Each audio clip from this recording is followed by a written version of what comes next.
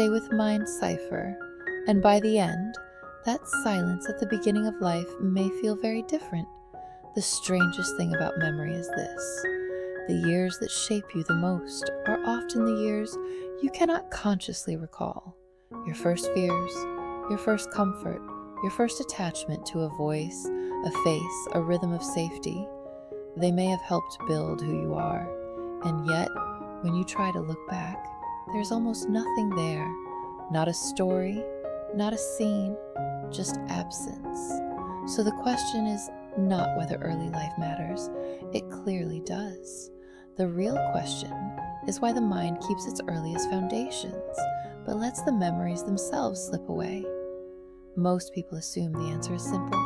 They imagine a baby's brain as something too small, too fragile, too unfinished to hold experience in any meaningful way. It sounds reasonable, almost intuitive, but is also deeply misleading. The early brain is not empty. It is not inactive. It is not waiting passively for real life to begin. From the very start, it is taking in patterns, storing impressions, learning rhythms, distinguishing between what feels familiar and what does not. A baby may not be able to describe the world, but that does not mean the world leaves no trace. Long before we have language, the mind is already responding to repetition. A familiar voice can soothe. A familiar face can organize attention. A repeated action can be recognized, learned, and later repeated. In other words, memory is there. Something is being registered. Something is being retained. The problem is not that early experience fails to enter the mind. The problem is that it does not remain available in the same form all the way into adulthood. That is where the mystery becomes more interesting. What we call memory is not one single thing. It is not a box where life is neatly stored. It is a living process. It depends on systems that must encode experience, stabilize it, connect it to other knowledge, and later allow it to be called back into awareness. And in the earliest years of life, those systems are still under construction. The young brain is less like a finished archive and more like a city being built at speed. Roads are appearing, bridges are being laid down, entire districts are still finding their place. One of the most important structures involved in forming lasting memories is the hippocampus. But early in life, the hippocampus is still developing, still learning how to do what adult memory makes seem effortless, turning lived moments into durable recollections that can later return as a scene, a sequence, a personal past. But even that is only part of the story, because the early brain is not merely immature. It is changing at an extraordinary pace. New cells are being generated rapidly. New connections are forming in vast numbers. Older pathways are being reshaped, reorganized, or simply overtaken by what comes next. Growth in its most powerful form is not gentle. It is expansive. It alters the terrain itself. And when the terrain changes fast enough, old paths become difficult to find.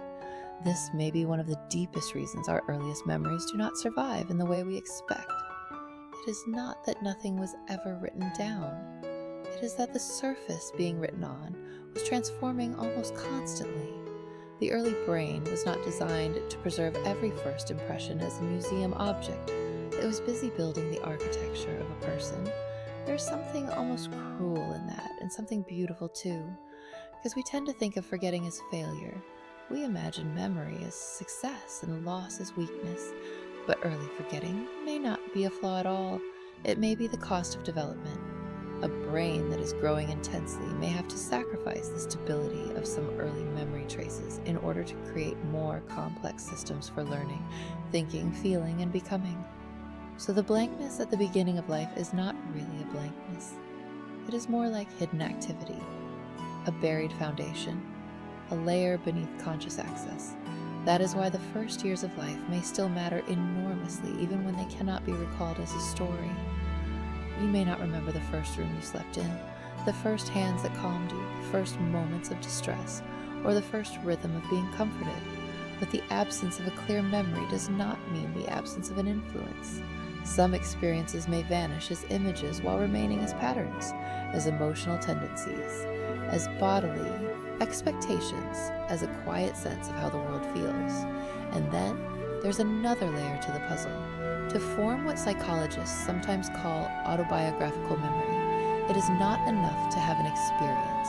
You also need a self who can own that experience, a center of perspective, a silent narrator inside the mind who can say, "This happened to me." That kind of self is not fully present at the beginning. It emerges gradually.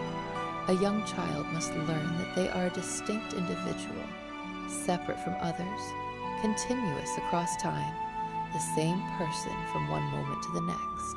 That seems obvious to an adult, but it is not how consciousness begins.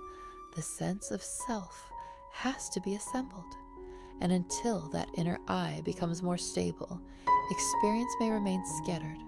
A sound, a face, a sensation of comfort, a burst of fear, warmth, hunger, relief, light across the ceiling, the pressure of being held. All of it may be real, and all of it may matter. But without a strong organizing self, these moments do not easily become a chapter in a personal narrative. They remain fragments without a storyteller. That is why early life can be full of memory-like traces, while still lacking memories in the way adults usually mean the word. Then language enters, and everything begins to change again. Language does not simply help us speak to other people. It helps us structure what has happened to us. Before words, experience can exist as feeling, sensation, rhythm, tension, color, tone. But once language arrives, memory gains a frame, a shape, a sequence, a way to be revisited. A child begins slowly to move from raw experience into something more organized. Not just fear, but I was scared. Not just comfort, but Mom picked me up. Not just confusion, but that happened to me. Words do not create experience, but they do help hold it in place. Without that frame, early memory is far more difficult to preserve in a form that can later be retrieved. It slips not because it was meaningless, but because it had no lasting narrative skeleton to cling to. It was lived deeply perhaps, but not yet fully told.